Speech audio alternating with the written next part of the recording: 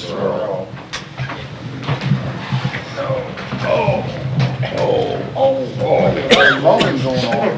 Do a roll call. Mayor Hassler. Here. Alderman Grimminger. Here. Alderman Mooney. Here. Alderman Donovan. Here. Alderman Jokers. Here. Alderman Hook. I'm here. Alderman Stupi. Here. Alderman Prince. Here. Alderman Rozika. Here. Mayor, we have a quorum. Very good. Everybody get a chance to look at the agenda for tonight? Yeah. Move approval. Second. All in favor? Aye. Motion carried. Takes us to Mr. Martin's report. Okay, I was at the Missouri Municipal League Annual Conference this week, so I didn't get a chance to provide a written report to you ahead of the meeting. However, there are a couple of things that we should talk about. First of all, you know that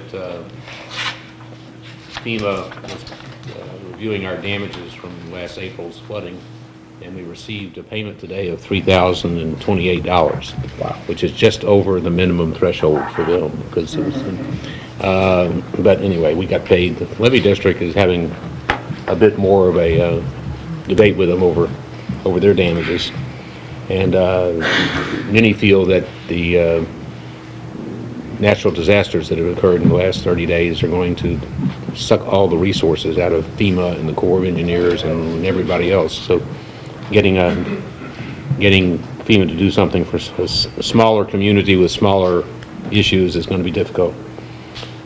Joker's Paving, Gary's been in contact with them, and they're proposing to perform their paving services next week on Lynn Drive and North 3rd. Gary had asked today if we could also ask them to do work on LaFleur Street, because it's got some drainage problems that an overlay would solve, and the estimate is $14,000 additional work. It's not something I can pursue without your approval, however. And you know, since their bid was, we could have them do it at the same unit price as they did the other work. And if you want to ask any questions about that, Gary's here. What was our estimated cost for this other? I know they came in under our cost. What was the estimation? We thought we were going to have in the $90,000 range. And they came in. 74. Where is this overlay on Fourth? What was that? Where is this? LaFleur. Oh, the floor. I heard Fourth. Where? Okay. There'll be a change of. It's off of Highway 61. Yeah, it's just a little. It's a one block dead end. Yeah. So what's the, Yeah. Oh, yeah. so what's the problem with drainage? Gary, you want to? You want to come up to the mic, Gary? You might as well come on up. Down about probably 40 feet from the stop sign, there's a dip in the road. And it has, over time with holding water, everything has settled down. So it's got the road lower than a yard. If we can get the overlay on there, then we can rework that drainage to get the water out of there. There is a big drain pipe out Yeah. in the right-of-way out there at MoDOT owns, I believe. Right. And I know Jean Reesover lives in that house there. Correct.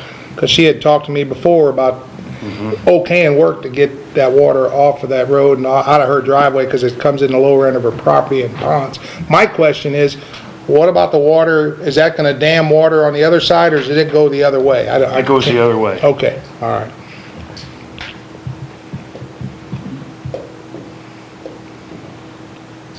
Can we go over on that now? You'll just.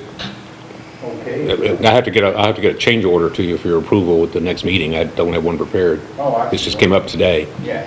All but right. it would be a change order on their contract. So you're talking about overlaying the full width of the road for how long? The whole road, Okay. Oh, the Dead end. whole road. yeah, Dead end. It's a block. it's a block, yeah. And we'll have to get some approval by MoDOT too, because we're going to have to meet the highway out there too. Is that, I mean, I'll have to check this out. I don't know where this, I haven't looked at this spot yet, but I mean, is that where we feel like is the most pressing issue that this money could go to? Is it- Well, it's another street at this point we can save with an overlay, Yeah. so. How rough is the road otherwise? It has a lot of alligator cracks to it, but Dean Bowman, said it could be overlaid to save it. Is he gonna mill that or anything, or we don't know that, we're not gonna do that, just overlay it? Right.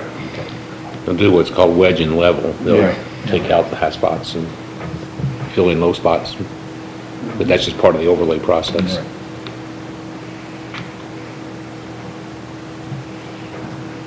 We've had some problem with that drainage down there in the past. Yep. The people that lived on the corner before had trouble with the water. And, yeah, we probably need to do this. Yeah, it's bad shape. I mean, down there's a lot of water sitting there, so. Not a lot of traffic, you know. It goes down. Yeah.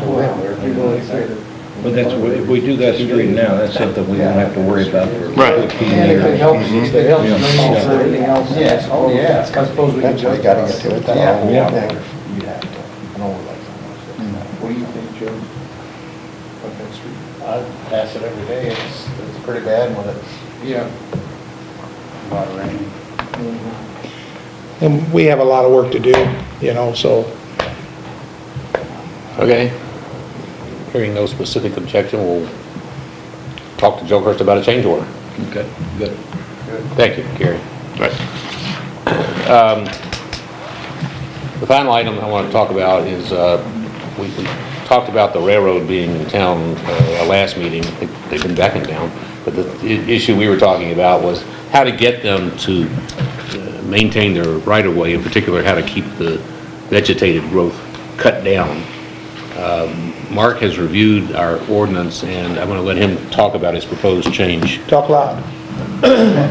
Well, it's very difficult to regulate the railroad's use of their property, because we're preempted over much of what we can do because of federal law of preemptions. And that's, purpose of that is so that the railroads don't have to deal with every issue in every city and county along the line.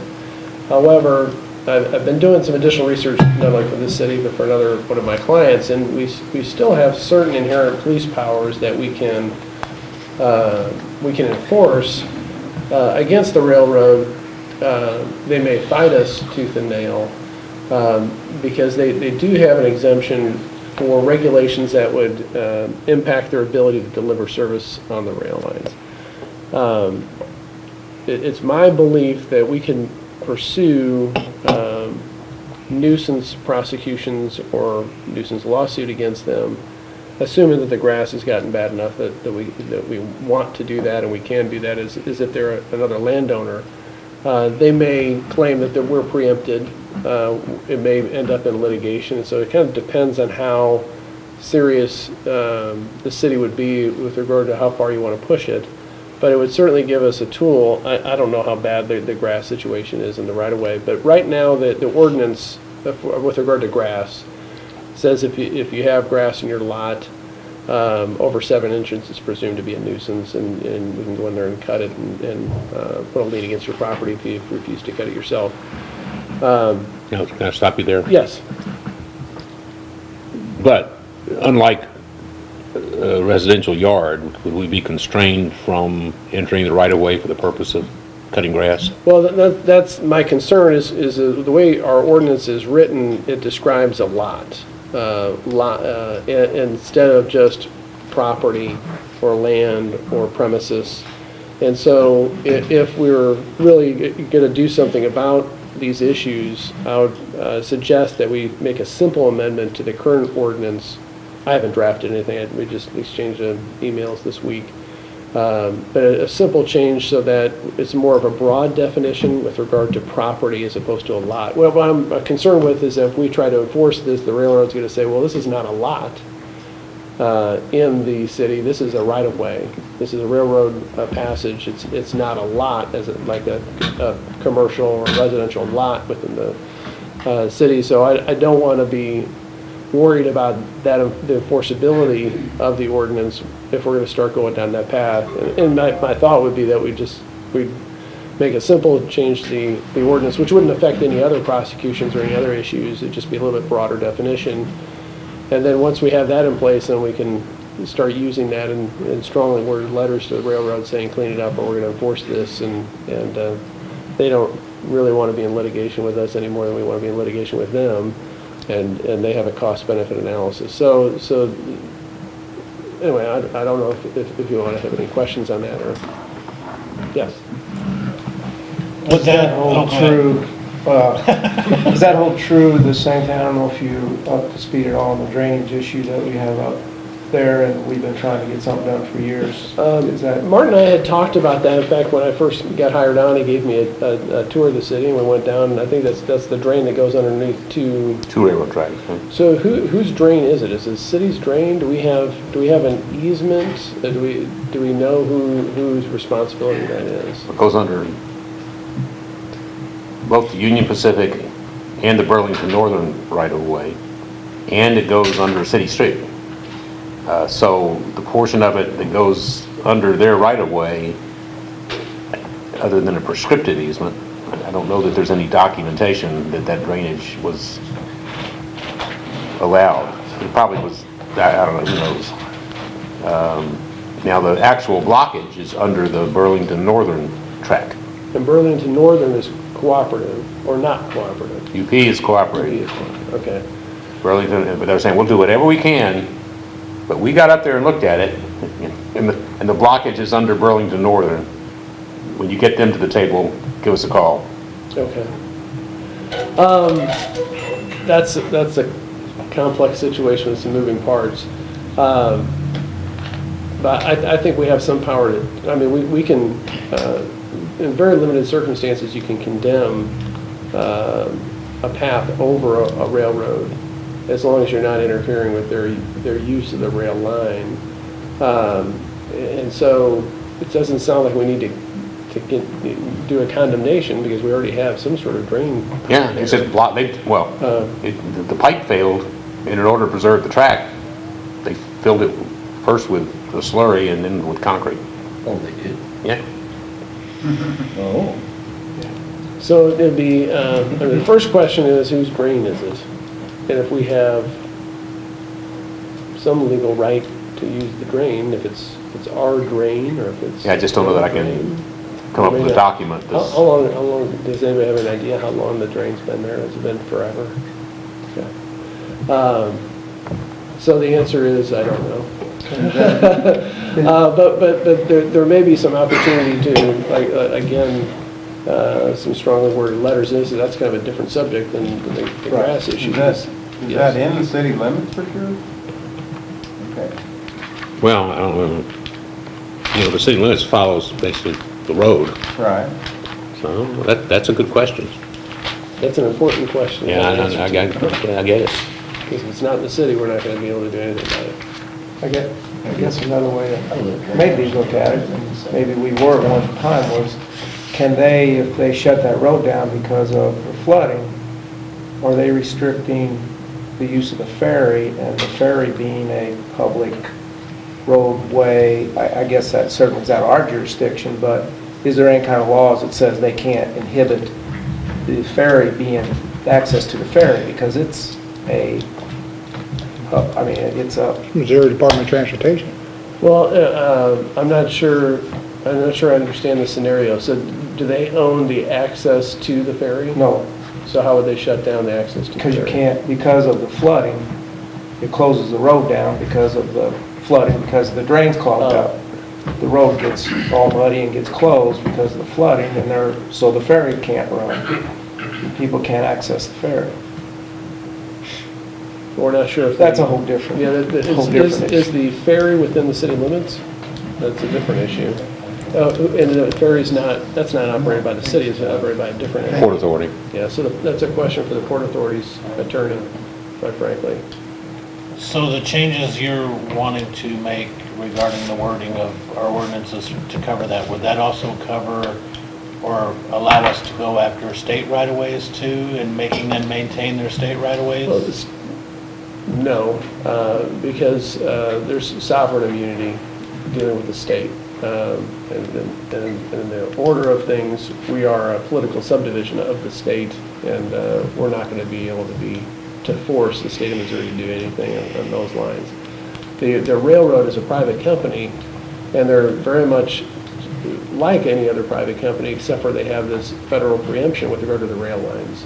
As I mentioned earlier, however, if they have a building here in town, and it's for railroad, administration, they still have to follow our building code. So, I mean, and there have been cases where the railroad has tried to be exempt from even those regulations because they're saying it's related to railroad operations. But the case law is fair to say it's a muddled mess, and it's always a case-by-case situation. So when you're reading these cases, you're thinking, okay, it's going to go the city's way, and it goes the railroad's way, and then another one you're thinking it's going to go the vice versa.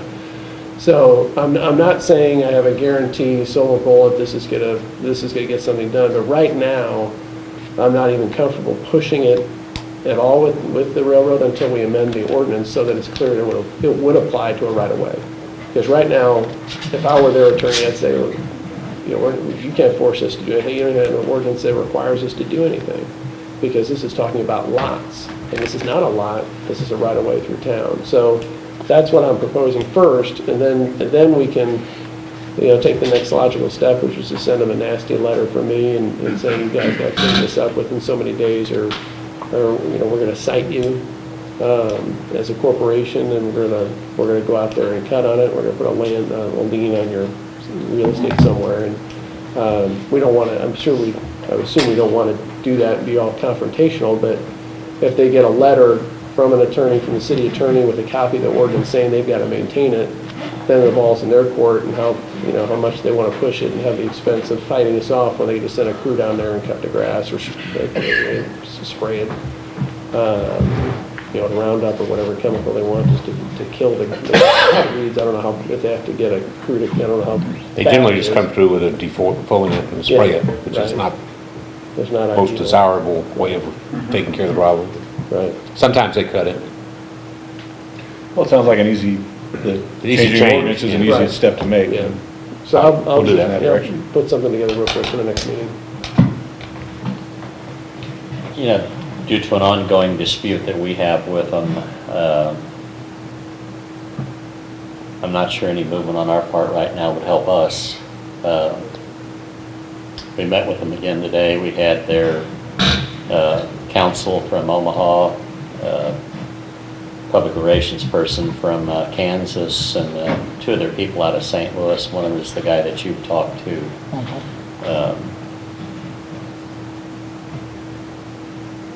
They feel they're pretty much exempt from having to abide to just about anything. We've had a crossing here since 1976, and there's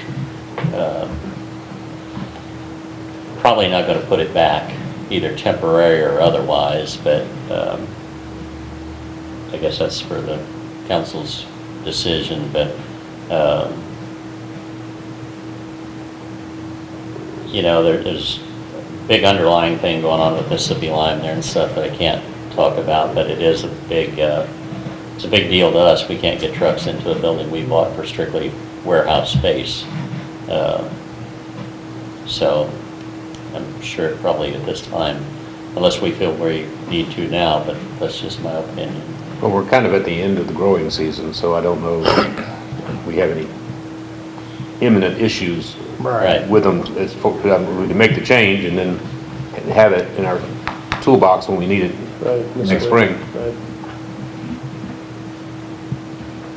And, I would caution you that, that we shouldn't go down that path unless you're ready to fight them, I mean, send them a letter is not a problem, but if we're going to start citing them and do that sort of thing, I don't know how big of a problem it is, but it's got to be a fight. They're going to try to fight it off because they don't want their local regulations. They don't want to have us decide when they spray their defoliant or they come out and cut this. They want to do it on their own schedule, their own time frame. So it'll be a little bit of a fight, but we're not completely powerless, I guess is my point. But it's not easy because the federal preemption. But we certainly, I don't think we can do anything unless we make the small change to the ordinance. It's a good change anyway. Yeah, the big problem with mowing their areas, it's all the debris they leave. Yeah. The steepness of it, it's, drainage. They don't do anything to maintain it. It's a tough area. Yeah. It's really hard to do much about a railroad that's a bad neighbor. Yeah, we found that. And sometime in the next 100 years, if we ever get to building a trail, we're gonna have to ask them for their cooperation with that also, but They basically told me today and stuff that there will be no new crossings, ever, in those exact words. Well, this is Right. the existing crossing that would just be upgraded. Which, And they maybe- probably say no to that. and maybe a bridge, so.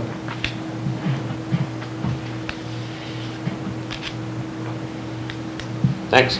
Thank you. I don't have anything else to report unless you have other questions for me. Yeah. Everybody okay? Kenny? Yes, sir? Just a real quick second.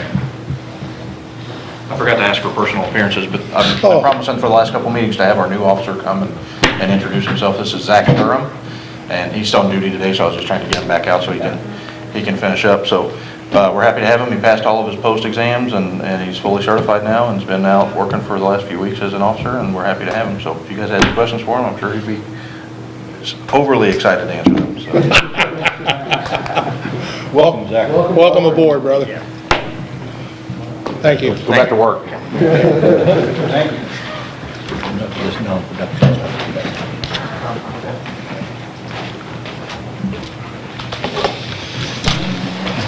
Good evening, everyone.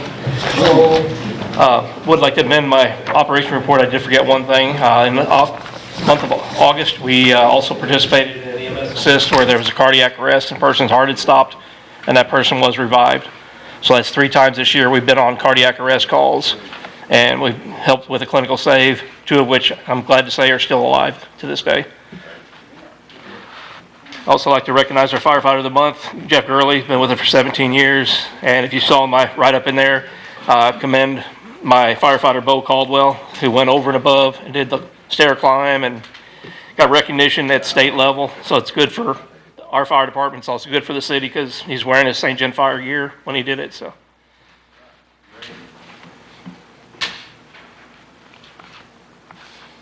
I saw that on TV, that was pretty interesting. Yeah. I didn't see Bo, but I saw how they did it.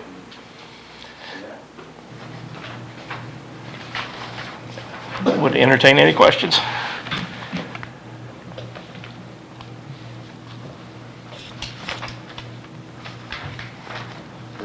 Once again, Kenny, good job. Thanks, Kenny. Thanks. Thank you. Real good job. On the last page there, you highlighted thing on the closing of the streets and all that, is that where we at with that? I just talked to Martin today. He was not in the office on Monday when I wanted to present it to him. Basically what I'm looking at there, folks, is, and I'm not picking on the Jordan Fed, that's just the last thing we had. Anytime we close streets, most of the time the police department can get by with walking in and out, and the ambulance service can wheel a stretcher in and out. I have to have fire trucks close to the scene. And just for example, if we would have had a fire at the Oars, the closest I could have got would have been a half block away, which means I would have had to stretch 300 or 400 foot of hose just to get to the door before I could fight fire. So I'm not asking not to shut the streets down. I don't want that at all. I'm just looking for some kind of clearance in there. If we keep all the stands on one side of the street or something. There were several spots, especially in front of Dick's, where they had a wood shop of some kind. There was only about 5 feet between that and the little island with the bench on it. There's no way I could have got a truck in there to protect it. That's a good point. Needs to be factored in. There was an agreement with the city through a Fed committee that is kind of getting found. So this issue was addressed by kind of mutual agreement before. I think what he's asking is rather than relying on another memorandum that we should codify and just say that whenever there's a street closing, you have to preserve a 12-foot driving aisle. Doesn't mean you can't use it, but you can't put structures that are immovable in that. I wouldn't have a problem either if they put them out there, as long as they see a truck coming down the street, they can just push whatever it is off to the side. But most of the stands, using them for an example, have all kinds of shelves with merchandise all over them, and if we come through there, it's not something that can be moved.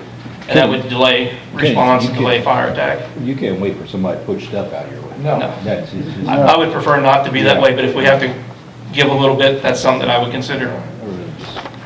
Make sure you got 10 foot from the beginning, okay? Yeah. Yeah. All right, so we'll work on an ordinance that addresses that issue. There you go. Good deal. Any other questions? Thanks, Kenny. Thank you for your time. Thank you.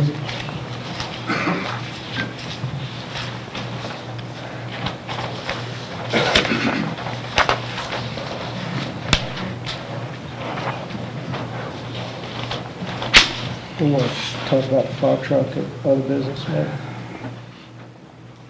Bring it up whenever you feel so inclined. We just, well, I'm willing, like, we'll just wait till then, if that's all right. Ready? Once again, we mowed, sprayed weeds, and weed eated.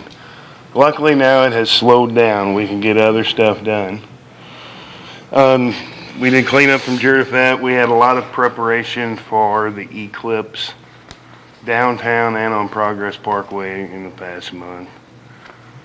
And we helped Sandra out at the viewing site as along with the police department with traffic control. We did several asphalt repairs on Chadwell, and we got the concrete cleaned up and the brush trimmed back, and we got Lynn Drive and 3rd Street ready for the asphalt. Got all the edges cut back and the loose stuff picked up, and we did a lot of work in the storm drains out in Point Base. We finally got the algae mostly off of the pond, and now we'll be able to get in there and clean the pump so that everything will be right again. You need to treat that pond again with that algicide, or? Yeah, and then they recommend putting that pond blue, the coloring in, because the coloring doesn't let the sunlight get through the water to let the algae grow. Well, you're done with algicide, or you're gonna do it? One more time. We finally got the sign repainted at the entrance to the park, and we've been sweeping streets. Questions, comments? How many operators you got for the streets? 2. I'm training a 3rd right now. Gary, this is a silly question, but if we have, are we gonna have enough people that can drive if we have a snowstorm this winter? Yeah. We do have enough qualified people to do it? Okay, good. I was worried about that the other day. When it got to 50 degrees, I was worried. See myself out there on the truck. Your people We that still got drive. last year's salt, and we're hoping we can carry it over to next year. Right. They don't have a shelf life. Hey, Buck, you and I are laying in the back of the pickup like they used to do. When we get to the stop sign, we get out and we throw the salt out and cinders. That's right. Your people that drive the pickups whenever you snow plow and stuff, they don't have to be CDL. No. But by the time winter rolls, everybody that is employed will be CDL certified, so we switch out of trucks and. Oh, good.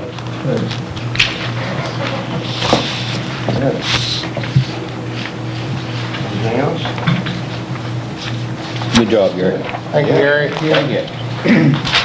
All right, committee reports. Only committee I sat in on the park board committee up there, and they decided to utilize their funds, what they had, to put up an official disc golf course, 9 holes. They bought the baskets. They're in the process now of setting them and starting them, so they're excited about it. It's going to be official. And then they're going to buy a new piece of equipment for the skateboard park. And that pretty much covers their budget for last year. So, But the disc golf people are going to take the old goals and go ahead and lay out another 9 holes with the inferior baskets. But it'll be laid out and set up. So. you need to go up there at 5:30 on a Monday. They'll show you how to play disc golf. Oh.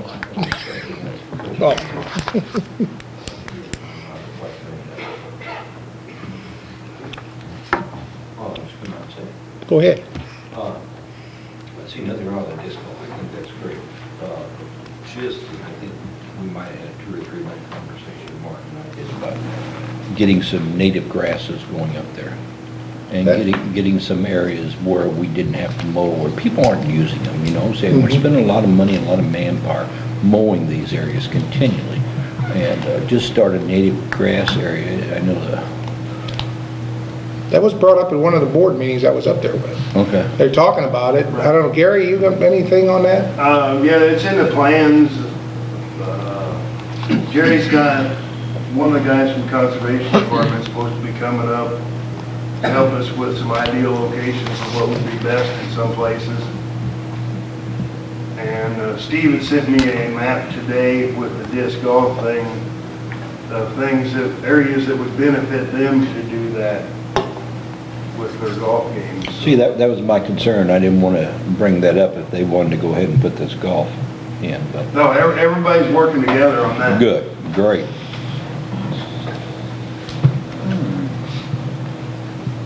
All right, that's all I have. All right.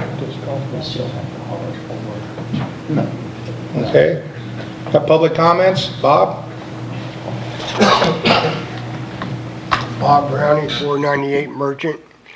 I'm here on the house next to me that Steve Wallen owns.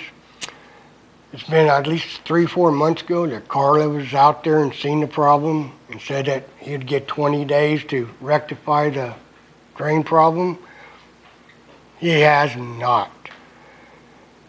He told Carla, Steve told Carla that he sent a gutter guy out there, and if he didn't hear back from the gutter guy, the gutter was good. I was talking to Carla today. She said the gutter must be good. I said, no, the gutter is not good. The few people in here have seen the gutter. It's probably almost 2 inches shy for starters to cover the whole edge of the roof. Besides that, the roof, the pitch of the roof and the gutter, they won't mate up. The water just shoots over. Carla's seen what it did to my basement. It's, you know, the guy just won't work on it. He dumps money into the trailer. Everybody knows that trailer that he's been working on. Dumps a lot of money in that. Keep your eye on that trailer. Watch what's coming in there now. Just watch that trailer and you see what I mean. Oh yeah, but getting back to my problem, it's not being fixed. 20 days is long gone into months. Carla said it takes time. Man, but what happened to the 20 days and after that? Nothing. There's no repercussions on this guy. He came out on that water line that doesn't have a proper grade to it. Okay, he came out and there was a flex line. He came out with like hay hooks and bent and tore it up and left it like this. We took pictures of that, sent it to Carla. A couple of weeks later, he comes out, mows the yard, gets on his phone. Corporal Brown came out. I heard him telling Corporal Brown, oh, somebody vandalized this. No, he pulled it up himself. Then that same evening, he leaves, he comes back with some solid line, rips out the flex line, puts in a solid line, replacing the same grade. I mean, his reasoning is just isn't up there. And then when he gets done with that, he goes like this, and he goes, that's not going to take care of your mosquito problem. Gets in his truck and he leaves. Hey, something has to be done here because I'm not living through another winter of this stuff. Like I said, 20 days is long gone. What happened to the 20 days and then he would be step B?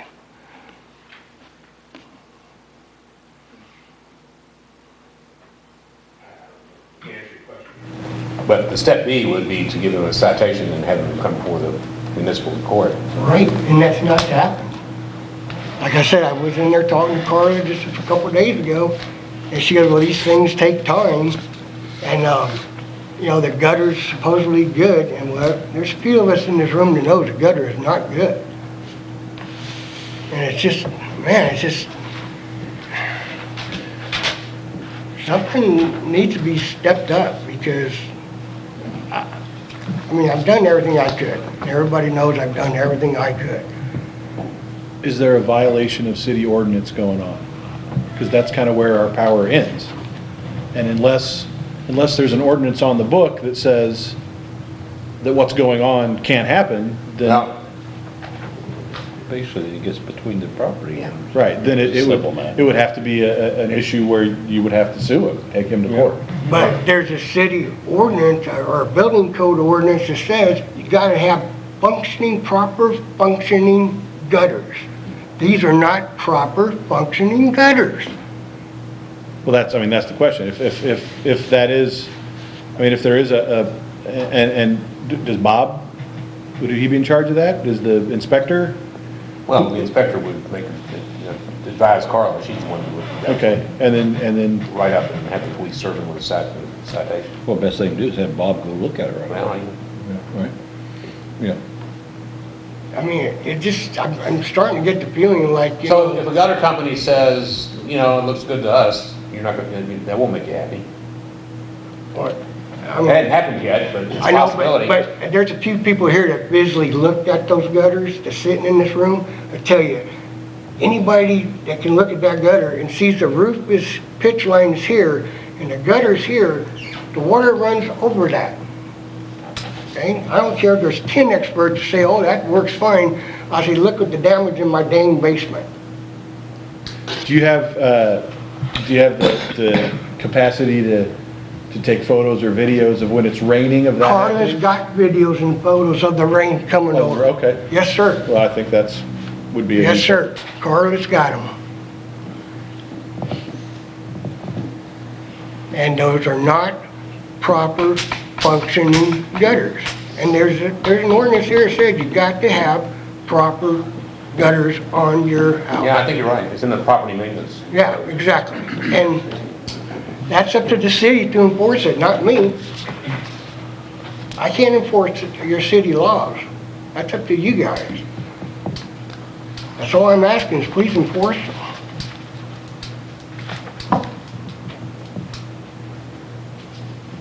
That's a reasonable request. Thank you. That's all I'm asking you guys. Thank you very much. Thank you. Carl? Gotta rock my way up. Attaboy. As always, Mayor, City Administrator, members of the board, my name is Carl Wade. I come here to talk about one thing, all right? But I got all the information I needed from one person in this room, so I'm not going to go into anything. I'm not going to tie you down. I got to get my head going. So I'll let you go for tonight, and I thank you for your time. Thank you, Carl. Thank you, Paul. Oh, some of you could talk up a little. You do a lot of talking, but you can't hear you. Want to bet on that? Very good. Anybody else? All right, now men got time to go and see the consent agenda. 3 items there. Make a motion to approve. Second. All in favor? Aye. Motion carried.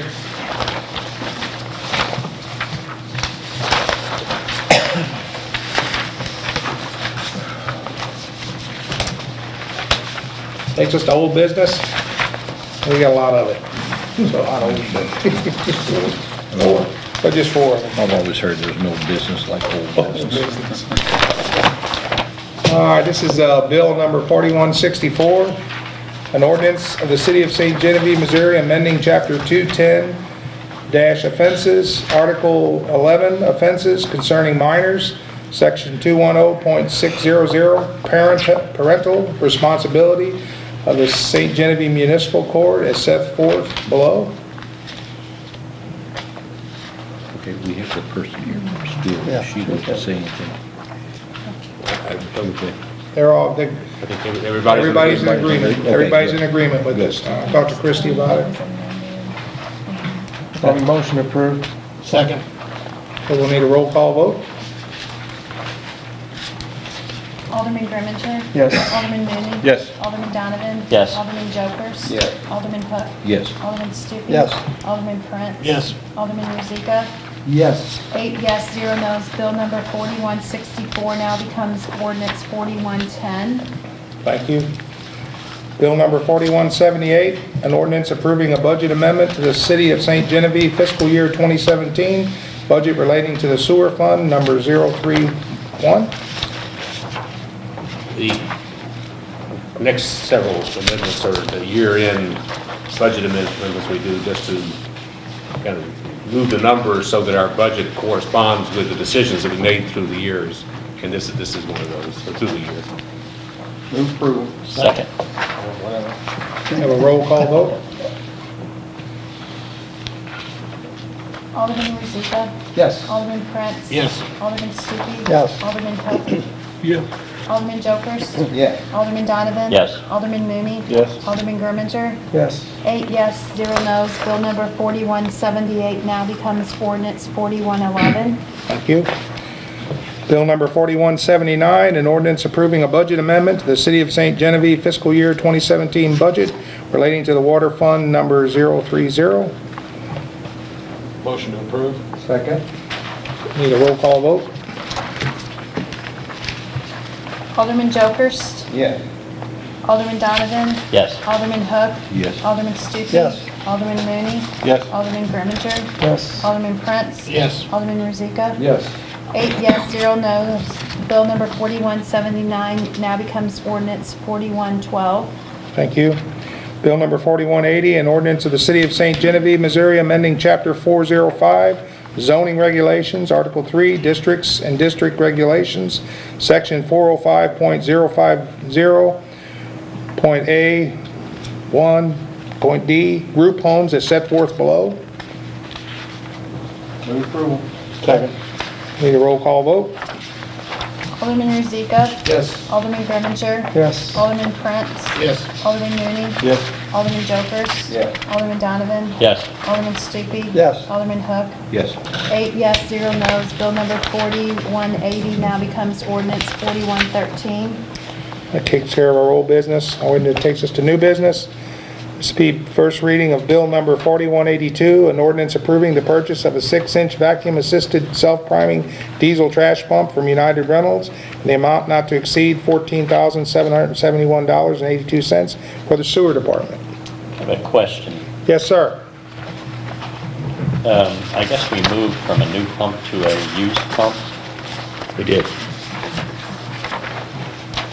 Well, we did, I mean, the bid called for pumps no older than, because we anticipated the used pumps being bid.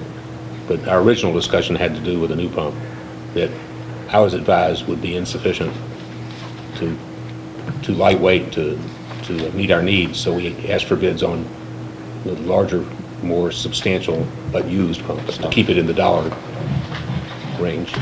You know, and we're evidently buying a warranty for $779 to cover that. Right. The only other question I have is, we're gonna pay $995 to have that delivered. So we discussed that, and we don't have to pay that just because you're approving the ordinance. We can go pick it up ourselves Okay. Where is it? in Cape. Oh, yeah. I'll take it. 900, you know. I'll do it for half of that. Oh, yeah, try to. Volunteered. Do we make a motion to approve without the delivery fee, or just Sure. approve it? Motion to approve, and we'll go get it ourselves? Second? All in favor? Aye. Motion carried. Motion approved, we will get it. Do you need 2 readings on this? I don't think we need 2 readings, Will. I didn't know how long. All right. This takes us to Bill number 4183, an ordinance approving a budget amendment to the City of St. Genevieve fiscal year 2017, budget relating to general fund budget. Number 10, Department number 16, Police. It's the first reading.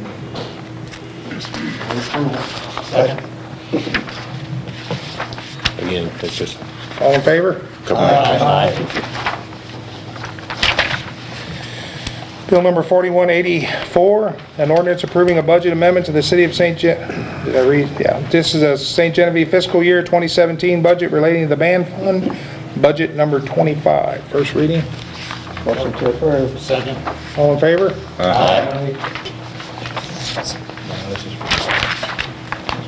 Bill number 4185, an ordinance approving a budget amendment to the City of St. Genevieve fiscal year 2017, budget relating to the K-9 fund budget number 29, first reading. Motion to approve. Second. All in favor? Aye. Okay, bill number 4186, an ordinance approving a budget amendment to the City of St. Genevieve fiscal year 2017 budget relating to the Special Roads Fund, budget number 28. Motion to approve. Second. All in favor? Aye. Bill number 4187, an ordinance approving a budget amendment to the City of St. Genevieve fiscal year 2017 budget relating to the Valley Springs TIF Fund, budget number 40, first reading. Motion to approve. Second. All in favor? Aye. Bill number 4188, an ordinance approving a budget amendment to the City of St. Genevieve fiscal year 2017 budget relating to the Rural Fire Fund budget number 60. Motion to approve. Second. All in favor? Aye. Alrighty.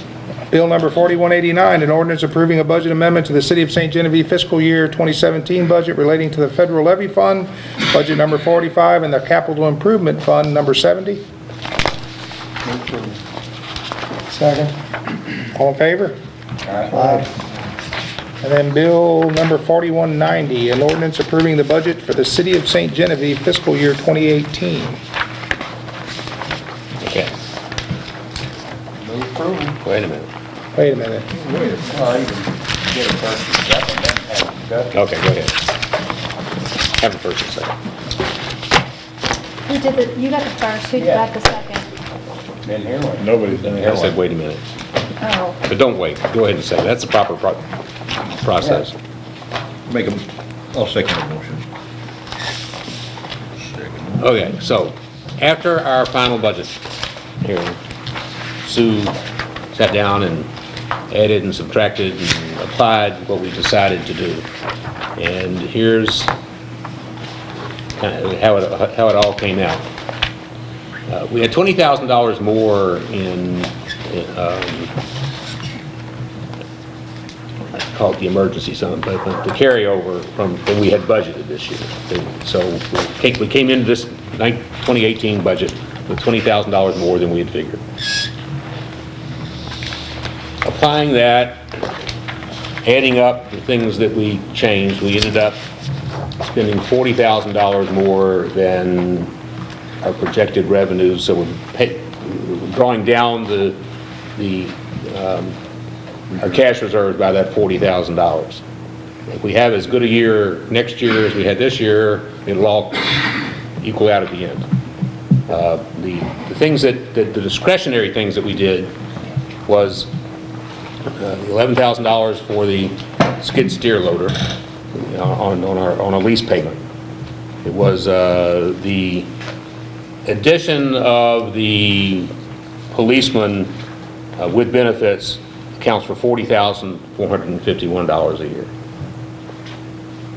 The raise at the 6% versus the 3.5%, the increment difference accounts for $9,919.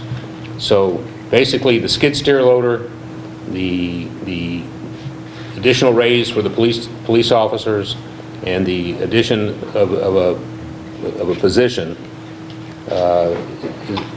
is 51 and 10. It's $60,000.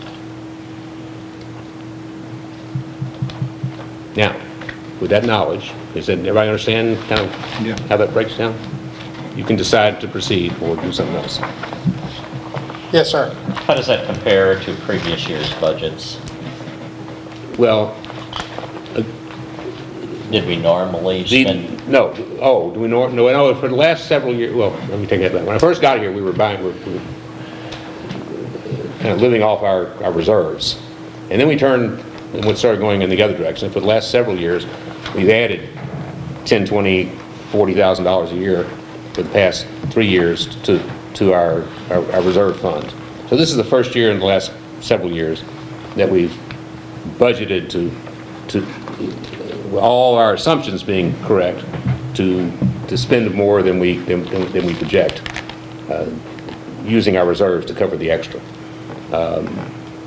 But you don't know. I mean, if we have another mild winter, we won't be spending money we had planned on spending, and our reserves will be, we just don't know.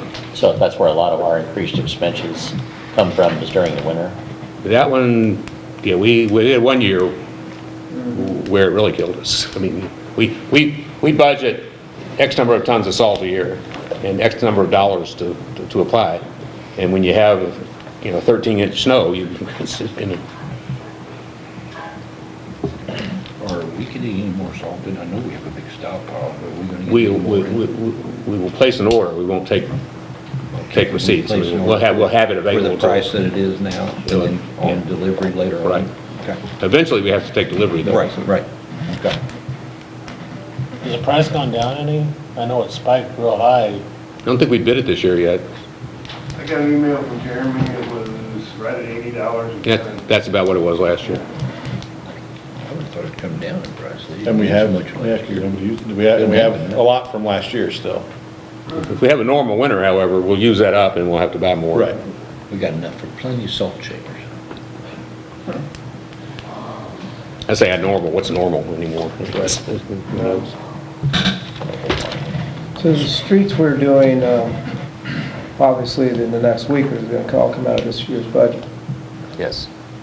So I had 105,000 budgeted in infrastructure improvements in the budget that you're getting ready to consider.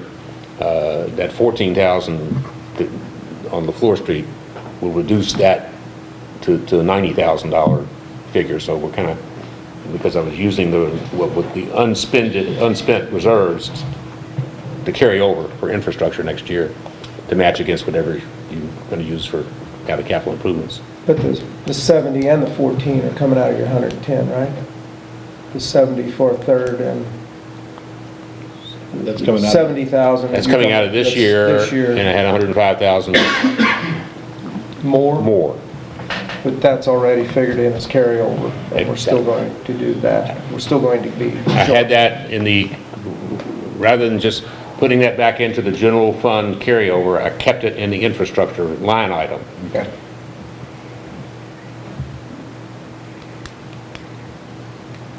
So we've spent more this year than we have in the past several years, more than our budget. Not this year. Next year. This coming year. Right. The 2018. We're projecting, but again, when it's one-time things that are extraordinary, like a skid steer loader, the fence, those are decisions you're making to do that won't be recurring expenses. So this time, next year, when we're considering a budget, you won't have those things in the budget. Well, but the skid steer is going to go on for 4 years, so. You'll have that one, yeah. But we'll save money next year on electricity because of the lighting that we changed out. Well, but we got a loan payment to make. Yeah, but they will still save money on that. Yeah, a little bit. Yeah. They're pretty much balancing out. Are they balancing? Okay. Except Gary has recommended we convert the downtown fixtures to LED, and I think with that we'll see a savings on our. We don't have to take out a loan to do it. We can do it out of our regular budget. So that's the ornamental lights? Yeah. That are. They finally came up with a bulb that Citizens Electric is willing to recommend and matches the color profile of the bulbs that are in there now.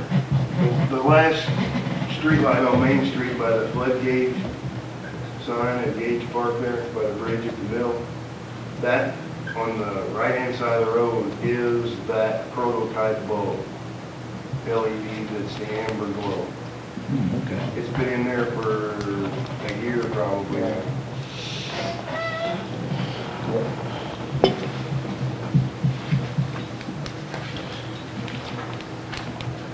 Does anybody else think it would be easier when it comes to budget time if the raises were figured into the initial department's presentation of budgets, so that when we're contemplating each department, we're including raises in what we're thinking about?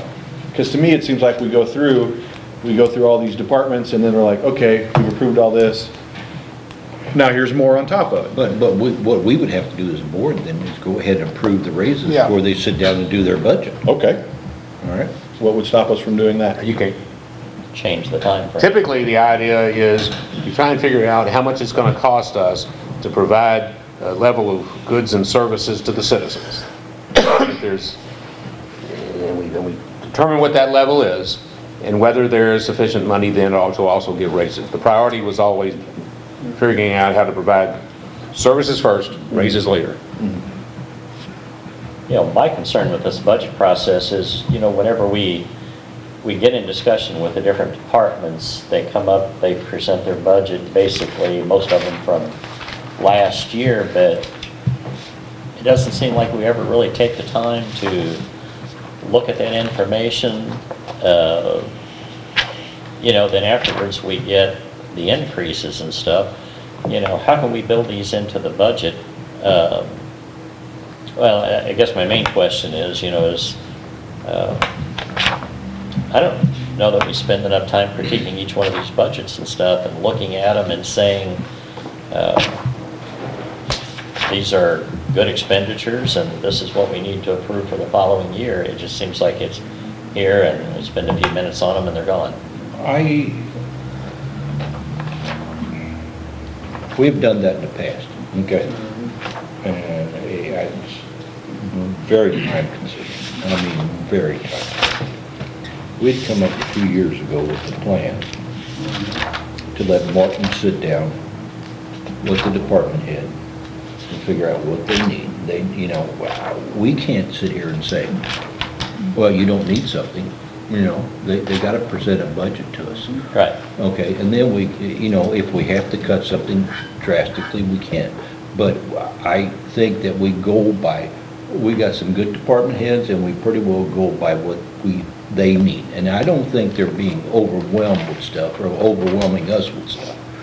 And again, unless you want to reconsider the scope of services the city provides. I mean, you might, and that's a different discussion. You might want to discontinue something that we're doing. What could we there's nothing. No, it's up to you. Well, and I can't imagine what there would be. If the focus, if indeed, you know, we've heard the mayor talk about people telling them streets. If we want to focus on increasing the amount of upkeep on infrastructure, then maybe we need to look at other places where that revenue can come from. I mean, we can't, yeah, I have to, at school, I have to present my budget every year for approval, and I make, here's a list of things, and it kind of turns into, well, here's what you've requested, here's what we're going to give you, and you got to figure out how to make that work with what we're giving you. I'm not telling you you can't do this and that, but if you want to do this, you got to figure out how to do this by taking something else away. It's not, it's more, it's not, I don't think it's our job to micromanage what they're getting. You know, oh, well, you know, you put in here for postage, you can't have postage. You know, we'll say, well, you're asking for 118,000, you know, can you do it on 110?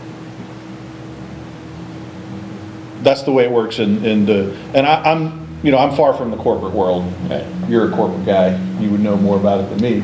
But in the education world, that's how it works for me. There are a number of, I'm not going to pick a number out of the air, of different ways cities and units of government approach budgeting.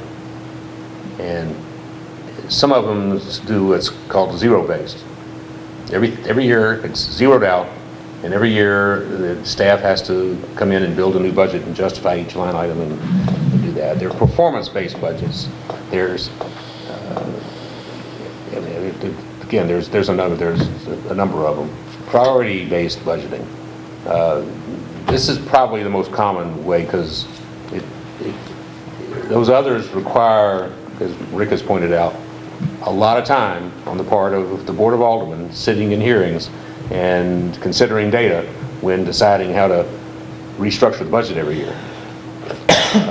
But I know how to do it, and if you want to do something like that, you don't have time this year to do it, but we could consider implementing it for next year. Well, and I agree with Mr. Hook and stuff, you know, I don't want to micromanage any of the people here, but now in the end, they're faced with a $60,000 shortfall. 40,000. Well, that's because we have the 20,000. Well, if you remember correctly, we could have saved that $40,000. Dick and I were really the only two against the other police officer. We've had 10 police officers. I still don't think we need 11 police officers. So that's where the 40,000 came in there. And unless you're wanting to do and actually go through every line item, which, as Rick had said, we've kind of left that up to the department heads and the city administrator to try to do, because yes, we've gone through that way before, but you know, there's not a lot of discretionary money that you're figuring out. There's not a lot of discretionary money here that this board has a lot of control over. It's just not there. You're certainly seeing it. What happens if you, Bob, if you decide to go through it and go line item by line item, you know, which I think is maybe your suggestion or something? No. Okay, but what I'm saying, we've done that in the past, and it gets down to the point where, do you need $200 for postage, or can you do it with 170? That's the kind of crap you go through, line item by line item, over and over again. I don't think anybody suggested that we go line item by line item. I haven't heard anybody say that that's what we should do. But I think we need to look at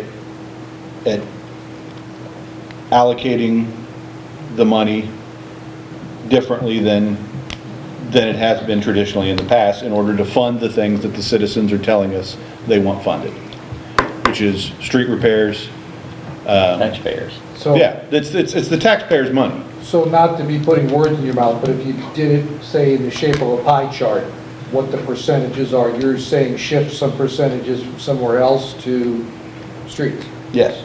Okay, that's what I thought you meant. And I think that is a valid point, and I'm not proposing line item, looking at things, but maybe stepping back and looking at the percentages and maybe adjusting them. Obviously, we can't do it this year. Right. But in the future, I think that bears looking at. I don't think that's unreasonable.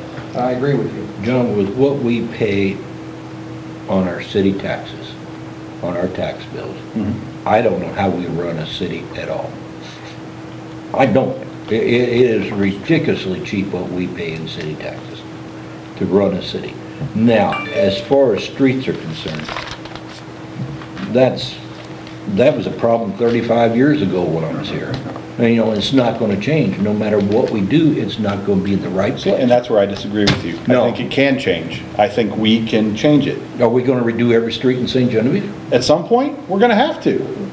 At some point in St. Genevieve's history, every street is going to have to be redone. Well, it's going to be sometime in St. Genevieve. I'm not saying we're going to do it next year. Right. But we need a plan so that we're not, as a citizen recently said, kicking the can down the road for someone else to take care of. Well, what we did this past year, or this year, is Gary and Martin came up with a list of streets that so we're addressing some of those this year, and I think next year we'll go down that same list and address some more of them, hopefully.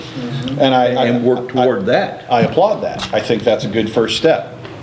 I think that, you know, we're talking about taking money from that capital improvement fund, and I've always been on the record, I think that's what it's for. I don't have a problem with using that for infrastructure improvements.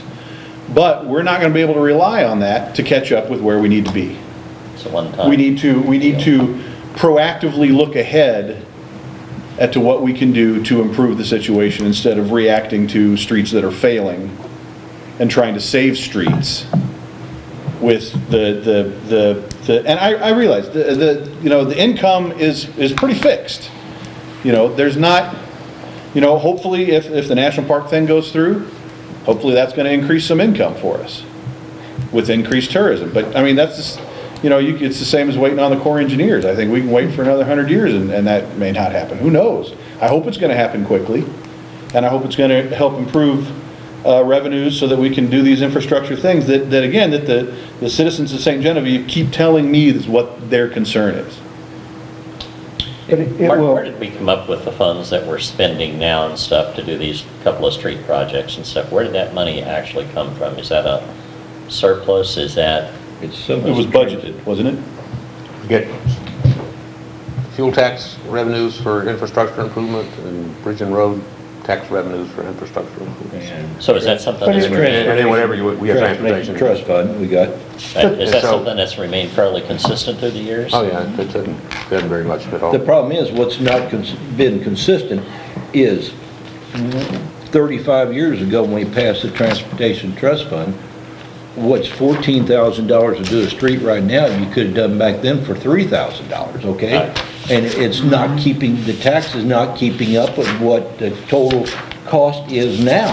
Right, but $70,000 or $80,000 a year to spend on city streets is not going to cover this town in a foreseeable future. I don't disagree with you. Right. I was just going to say, I think, Sean, to your point, these streets will fall apart faster at the rate we're going than what we'd be able to keep up with them. Either there has to be an income, there has to be more income coming in, whether it's taxes, whether it's sales tax, something.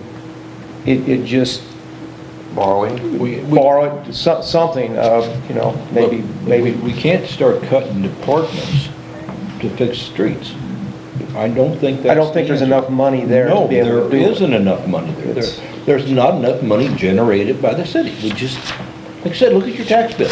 You know, the one expense to me that kind of sticks out as a major one was the health insurance, that $27,000 increase. Was that correct? How did we cover that? Paid for out of general revenue. Which helped deplete our, Oh, yeah. right. That's something we need. Our employees need that. If we want to have employees, Right. they need those. Oh, I know, we face it every year. That's exactly right, and that's what you're It's not a facing. hurdle you know. anymore, it's a mountain to climb. I suggest, you know, and you look at all this, and it's easy to sit and look at a department in tourism. Take it. There's a lot of money there. But I encourage you, if you want to do that, spend some time looking at tourism. I did. Right. We can't get to where we're just looking at one section and focusing on it, say, well, you know, this is a big pie. It's a pie, all right, and we need that, to have that. So you can't be focused on one thing. You got to be taking the time. You know what? Show up to some of these meetings, guys, and sit with these people and see what they're going through and find out what they're doing day to day. You know, and look at that, and go downtown and talk to some of the merchants down there and what their needs are. And you know, we got a great downtown down there because we have merchants in buildings. We don't have a lot of empty buildings. And you cut that budget, well, guess what? You're going to have a lot of empty buildings. Then that's going to be more problems. And it's going to be, so we got to look at the big picture and all Right, this. and that's the reason for my question and stuff. I mean, I'm not scrutinizing any department. No, I know that. Any expenditure and stuff, but, you know, I feel as elected officials here and stuff, we have a job to do, and that's to keep within our means. And that's the point. I guess my main point is how do we do that? I don't think we want to do every year what we did this year by dipping into reserves. I don't think we want to do, that's a bad practice to get into, and I don't think we want to do that every year. So, yeah, you're right.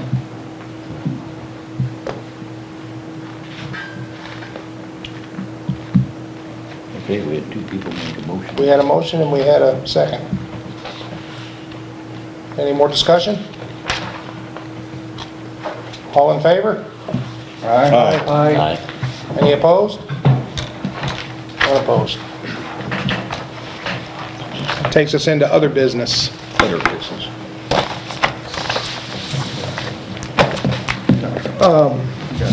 Yeah?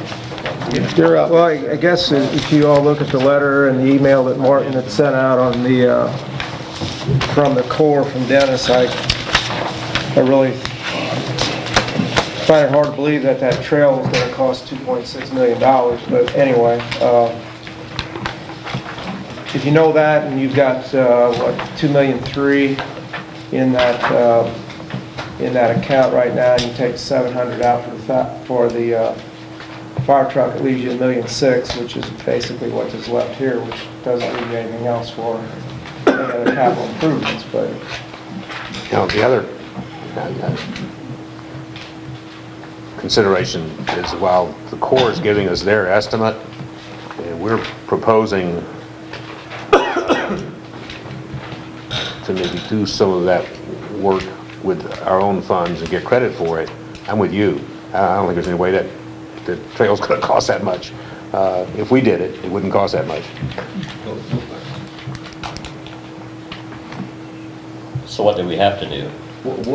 Well, I think the question now is, do we have sufficient information with legal opinions and the Corps of Engineer letter to commit on the fire truck?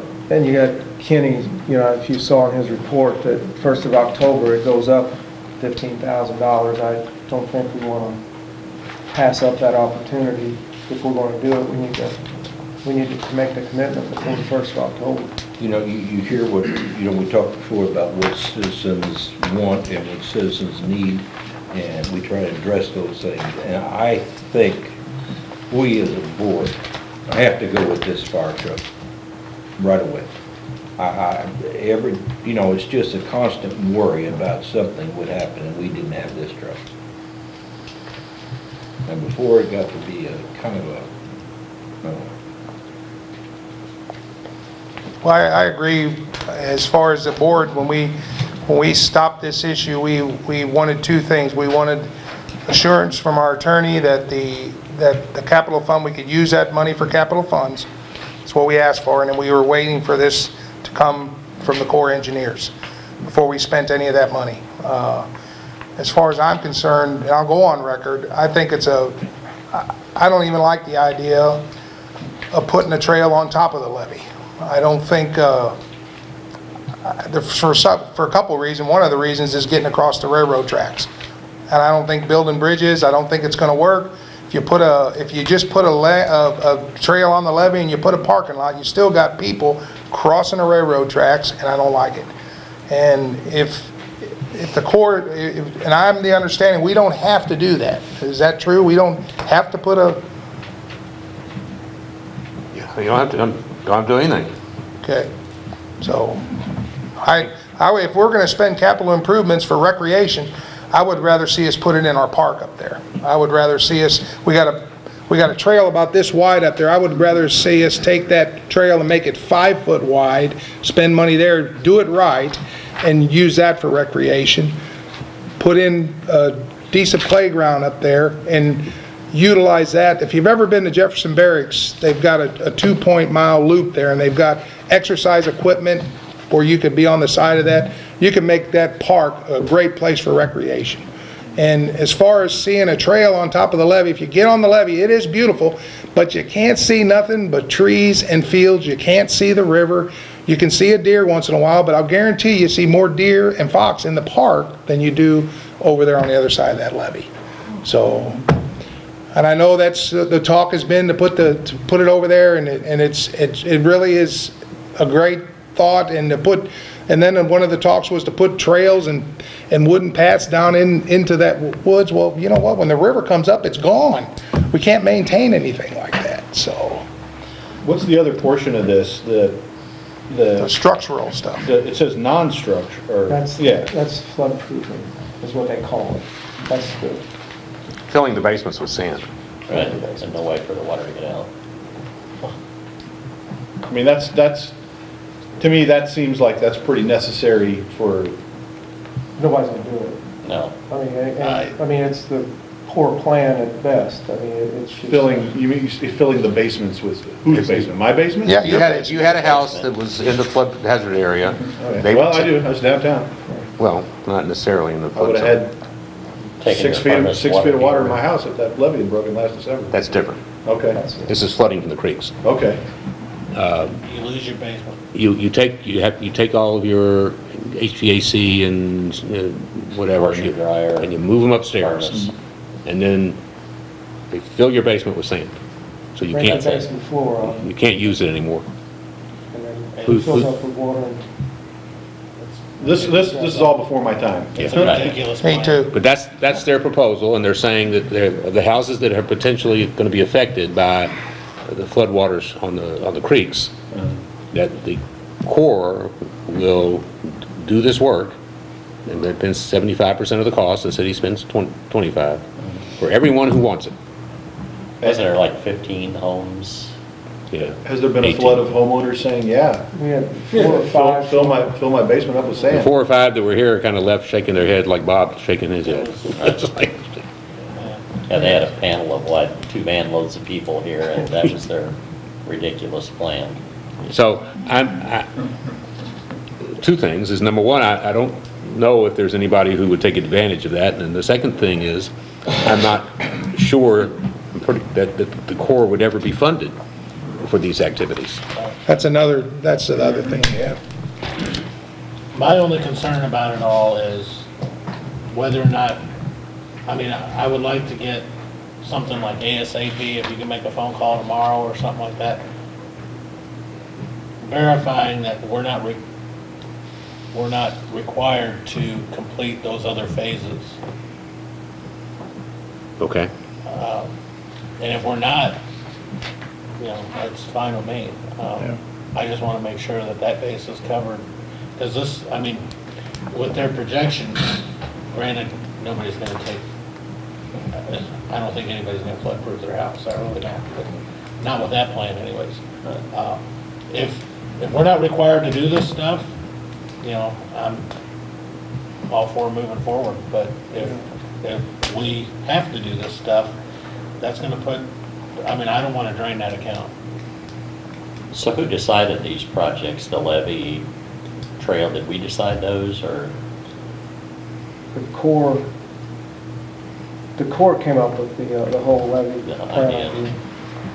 The trail also. And the trail also, as far as part of the recreation part of it, yeah. I agree with what the mayor said though about putting that up there on the levee, and then not only once you do it, then you gotta take care of it. And we can't take care of the stuff we got. I say we put the money in the park, we got, pave the parking lots we got, make it accessible for handicap. I agree. And there's more people gonna use that, and then you don't have the danger of them trying to cross a railroad track with it, and then to have to deal with the railroad on top of that.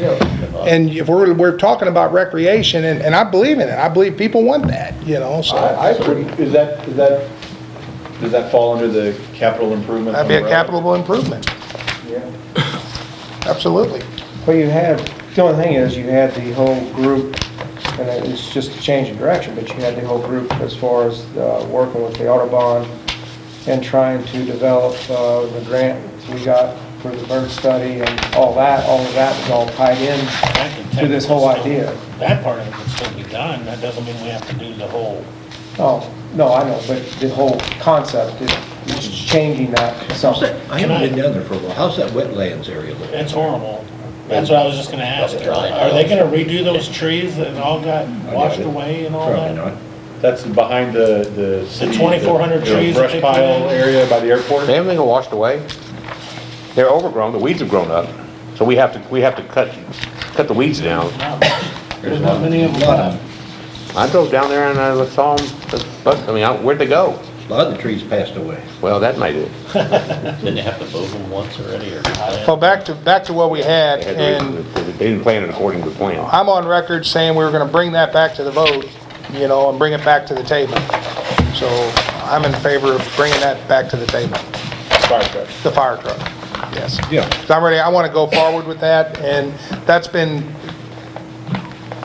on the city's radar since, I believe, 2013. There's been discussions, there's been fights over it, and I'm ready to move on and get past that, and I don't want to bankrupt the city, but we made a decision at that last meeting, you know what, we're men of integrity, we had a split, I decided, and now go ahead.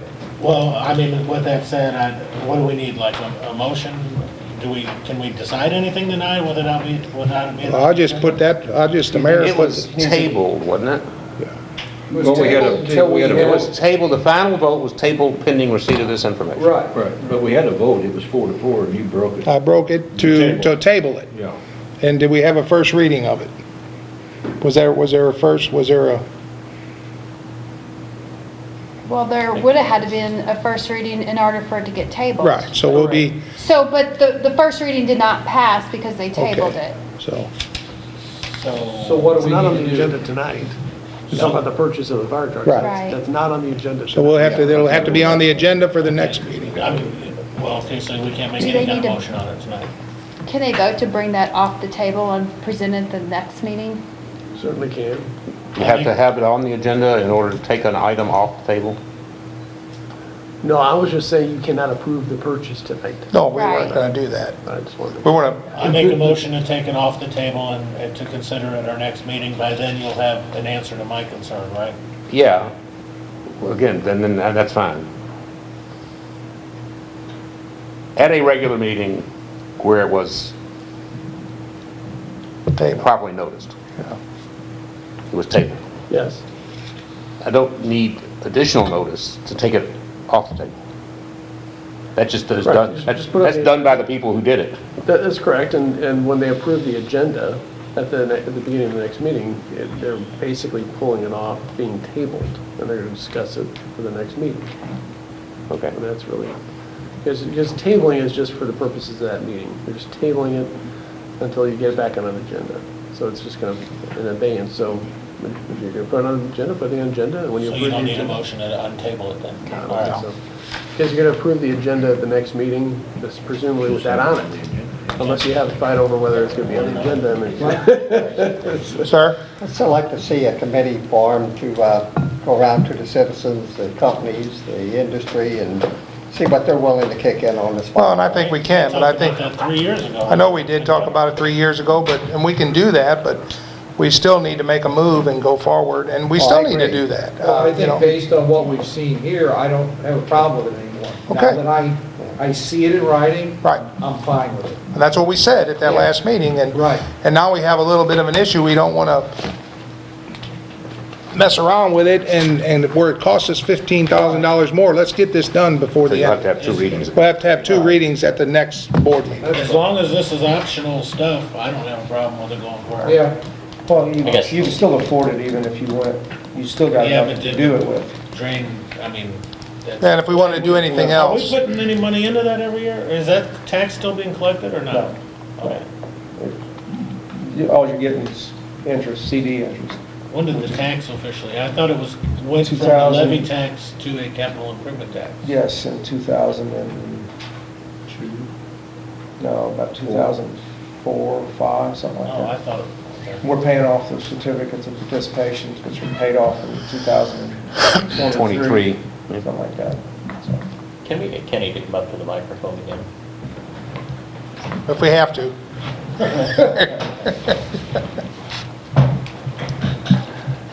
Can you notify the vendor for that fire truck and tell him of our intentions? And I mean, the $15,000 increase, I think, for a $700,000 piece of equipment should be negotiable.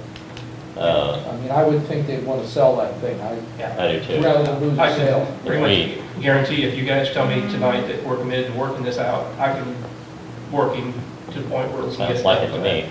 He'll hold it for another week or two if that's what it takes. I need a, yeah, I need his hold it for another month. Right. Just to make sure, but I think we're in agreement. Yeah, I'll We're contact. doing what we said, that's what we said at that meeting. I mean, I was one of the ones that voted to table it and stuff, Right. and I believe it should go forward.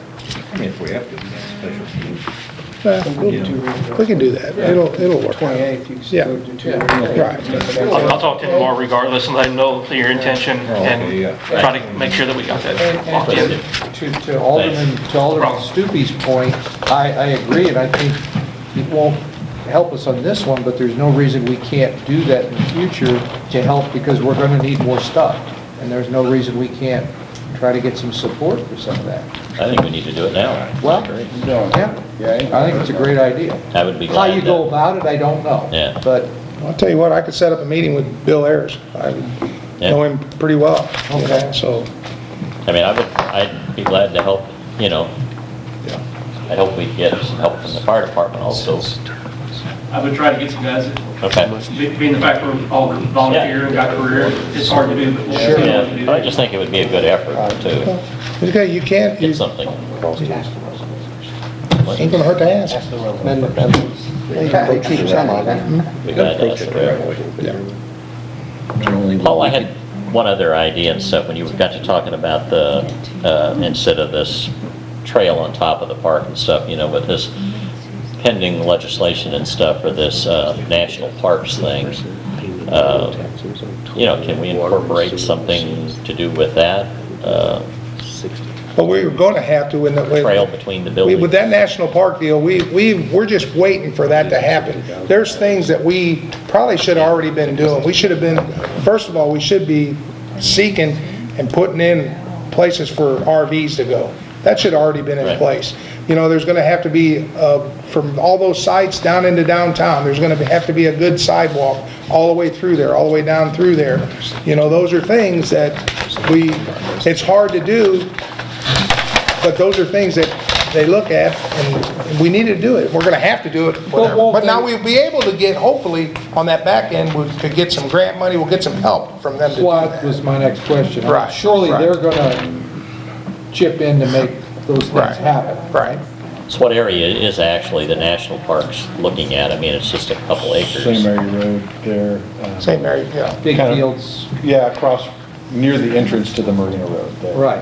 There's some, those buildings there. Oh, Okay, with both. Yeah. Carl, you got something to say? Johnson. Yeah. I'd like to say it from here. That's fine. Our ground, my two brothers and I, gave a lot of ground down there on the fairground, 22 acres of ground, to help build that levee. They said the parks, whatever, wasn't going to take anything from us. But when I seen the book, it's taken some more ground from us. And I'm telling you right now, I'm going to fight it. I'm going to fight it till I'm dead. Okay. And I tell you what, you don't want to milk the cow dry.